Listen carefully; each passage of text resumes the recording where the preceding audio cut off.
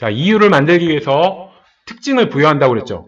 그리고 이렇게 특징을 부여할 때 이 세부 개념을 활용하면 좋아요. 성종은 12목의 목사를 파견했어요. 여기서 성종이 상위 개념, 12목의 목사 파견한 게 왕의 업적이니까 세부 개념이 되는 거예요. 여기서 목사는 이제 세부 개념이 되는 거죠. 근데 이런 예를 들어볼게요. 또 성종 때 우리가 외워야 되는 업적 중에 향리제를 시행했다. 이게 성종의 업적이에요. 그래서 향리제를 어떻게 시행하게 됐냐? 성종 때 왜 향리제가 성종 때 시행하게 됐냐? 이거의 이유를 만들기 위해서 이렇게 스토리를 만들어 보려고 그래요. 원래 호족이 지방 지배자였죠. 근데 이 지방 지배자였던 호족을 행정 실무를 담당하는 향리로 만들어 버린 거예요. 향리제를 시행했다는 게. 이게 좀 극단적인 예를 들면 학교에 싸움 짱이 있잖아요. 이 싸움 짱을 칠판 지우고 물 떠오고 청소하는 주번으로 만들어 버린 거예요. 굉장히 힘든 일이겠죠. 이게 지방 지배자였던 호족을 향리로 만드는 게. 근데 이게 가능했던 이유는 이 목사가 호족한테 가서 이렇게 말하는 거예요. 자, 기도합시다. 지금까지 당신이 지방을 지배하면서 여러 사람들 힘들게 했으니까 이제는 회개하고 이제 행정실무 담당하면서 하느님께 속죄해라. 종교의 힘으로 이 호족을 설득해서 향리로 만들므로 인해서 목사님이 향리제를 정착시켰다. 이렇게 생각을 하면 성종 때 이 목사님 덕분에 목사님이 호족을 향리가 되도록 설득을 한 거니까 성종 때 목사 덕분에 향리제가 시행된 거잖아요. 그럼 여기서 성종이 상위 개념, 향리제 시행이 세부 개념이죠. 그리고 이 목사 덕분에 그러니까 향리제 시행한 게 성종 때인데 왜? 목사가 있음으로 인해서 향리제 시행이 가능했으니까. 여기선 이 목사라는 세부 개념이 하나의 향리제를 시행하는 이유가 된 거잖아요. 특징, 이유가 된 거예요. 그래서 성종이 향리제를 시행했다. 이걸 외우기 위해서 아 맞다. 목사 덕분에 향리제를 시행했지. 아 근데 목사 파견은 성종 때잖아. 그러니까 향리제 시행도 성종 때. 이런 식으로 연결을 할 수가 있었던 거예요. 하나 더 예를 들어 볼게요. 성종 때 제면법이라는 걸 실시했어요. 제면법은 흉년일 때 세금을 깎아주는 거예요. 그래서 자 목사가 흉년 들어서 힘들어하는 백성을 봤어요. 성직자로서 모른 척 할 수 없죠. 그래서 이제 목사가 지방관이기도 했으니까 세금을 감면해 준 거예요. 그러면 어떻게 되는 거예요? 성종 때 제면법을 실시할 수 있었던 건 지방관으로 갔던 목사님 덕분에 목사님이 어려워하는 백성들 흉년 들어갖고 어려워하는 백성들 보고 세금을 깎아준 거잖아요. 그래서 제면법이 세금을 깎아준 거다. 이걸 외우려면 제면을 앞뒤 글자 바꾸면 면제잖아요. 세금을 흉년 들었을 때 세금을 면제해줬다. 이렇게 생각해서 아 세금을 깎아준 게 제면법이구나. 이렇게 생각하시고 그래서 성종 때 제면법 실시했는데 왜 이게 성종 때 실시한 거예요?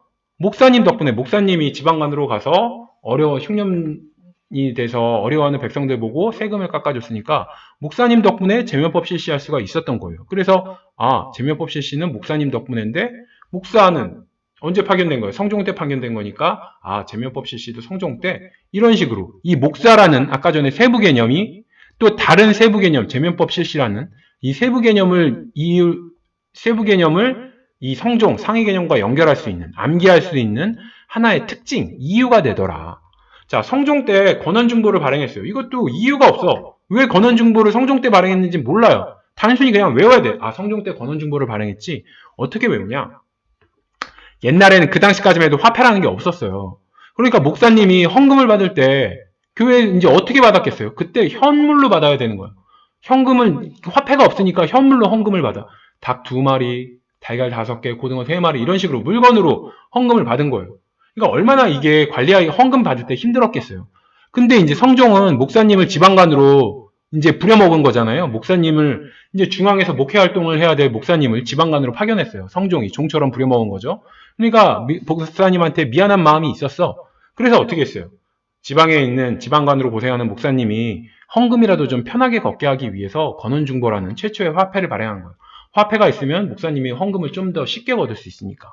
그래서 이렇게 생각하는 거예요. 성종은 목사님 위해서 현물로 헌금 받는 목사님 위해서 목사님 좀 편하게 하려고 권원중보를 발행했다. 이렇게 이유를 만들었어요. 그러면 이게 뭐예요? 권원중보를 발행했던 이유가 목사님을 위해서 성종이 권원중보를 발행한 거잖아요. 그럼 목사님을 위해서 권원중보를 발행했다. 그러면 목사님 위해서 권원중보를 발행했으면 목사님은 성종 때인데 그러니까 권원중보 발행도 성종 때 이런 식으로 연결을 하는 거예요. 지금까지 제가 목사님에 대해서 한참 얘기한 게 이 암기 대상이었죠. 지방관 목사 파견. 근데 그 목사를 이제 목사님을 이용해서 다른 또 성종의 다른 업적들 권원중보 발행 뭐 제면법 실시, 향리제 실시, 이거를 외우는 하나의 도구로 목사님을 이용을 했잖아요. 그래서 원래 이제 목사님도 암기 대상, 세부 개념이었잖아요. 성종의 업적으로 세부 개념이었으나, 요거를 특징으로 활용을 해서 성종 때 제면법이나 뭐 향리제 실시나 권원중보 발행이나 또 다른 세부 개념을 외우는 데 활용을 했다. 이런 거고, 예를 하나 더 들어볼게요. 자, 숙종 때 주전도감을 설치를 했어요. 이것도, 주전도감을 숙종 때 설치했구나. 이걸 이제 외우려고 그래요. 그래서 원래는 이제 의천이 중국 유학 가서 이제 중국에 화폐 쓰는 걸 보고, 고려도 써야겠다. 이러면서 의천의 형이었잖아요, 숙종이. 그래서 숙종한테 건의를 해서 숙종이 주전도감을 설치를 했는데, 자, 숙종 때 주전도감 설치. 이걸 한번 암기법으로 만약에 만든다 하면은, 숙종 때 별무반을 설치했죠. 별무반이라는 게 결국은 기병을 양성한 거예요. 여진족께 맞서기 위해서. 그럼 말, 사구 이래야 되니까 돈이 필요했겠죠. 그래서 돈이 필요해서 어떻게 했어요? 숙종은 주전도감을 설치해서 화폐를 발행해서 돈을 마련한 거예요. 해동통보, 해동중보 이런 화폐를 발행하면서 이 말을 살 수 있는 별무반을 구성할 수 있는 화폐를 발행했다. 이렇게 생각하면 별무반 설치하느라 돈이 필요해서 숙종이 주전도감을 설치했고 그러면서 이런 해동통보, 해동중보 이런 화폐를 발행했구나. 이렇게 한번 외우는 거예요. 그리고 숙종 때 남경계창 도감이라는 걸 설치했어요. 남경계창 도감은 한번 말씀드렸죠. 이게 한양에다 본격적으로 신도시를 만든 거예요. 남경계창 도감이라는 게 남경을 창건하기 위해서, 남경을 제대로 신도시로 만들기 위해서 만든 관청이다. 도감이 임시관청이란 뜻이니까. 그래서 한양에 신도시를 만들려고 하는 게 남경계창 도감 설치예요. 그래서 한양에 신도시를 본격적으로 만들려면 당연히 신도시 만들려면 돈 많이 들겠죠. 그래서 또 돈이 필요해진 거야, 숙종이. 그래서 앞서의 별무반 설치할 때는 이제 주전도감을 설치해서 일반 화폐, 해동통보, 해동중보 이런 일반 화폐를 발행했는데 이 남경계창 도감을 설치를 하기 위해서는 일반 화폐, 일반 해동중보, 해동통보 이런 정도 가지고는 감당이 안 돼. 그래서 고액 화폐, 엄청 비싼 은병을 또 발행한 거예요. 그래서 이렇게 스토리를 만들면은 원래 은병도 숙종 때는 은병 발행했고 충렬왕 때 새은, 은을 쪼개가지고 부숴서 세은을 발행했고 충혜왕 때 소은병을 발행했는데 그래서 숙종 때 은병 발행할 때 하는 걸 외워야 돼요. 그렇기 위해서 제가 방금 말씀드린 대로 별무반을 설치하기 위해서 돈이 필요하니까 주전도감 설치하고 일반 화폐 발행했고 근데 남경계창 도감을 또 설치하려고 하니까 이제 더 큰 돈이 들어가는 거죠. 신도시를 만들려면.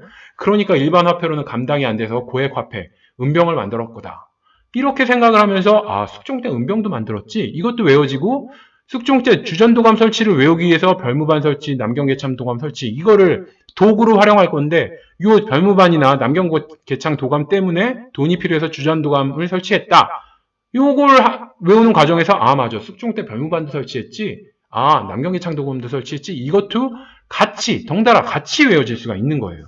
그래서 만약에 왕의 업적이 A, B, C가 있다. 세부 개념이 A, B, C가 있다. 그럼 A가 B나 C의 이유가 될 수 있도록 서로 연결할 수 있도록 세부 개념을 잘 활용하면 이게 윈윈 효과가 난다. B를 외우는 과정에서 A도 같이 외워지더라.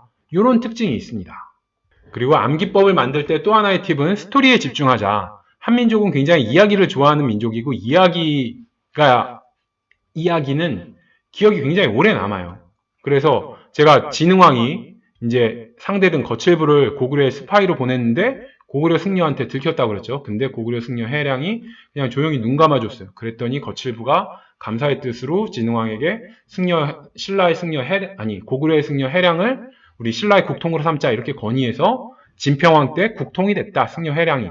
이렇게 스토리를 말해서 맞아. 진흥왕과 거칠부와 해량은 동시대 인물이고 진흥왕이 국통제를 최초로 시행했는데 그때 고구려 승려 해량이 최초의 국통이었지? 이런 식으로 스토리가 있으면 외우기가 잘 되거든요. 그래서 스토리에 집중하는 것도 하나의 이유를 만드는 하나의 암기 팁이 됩니다.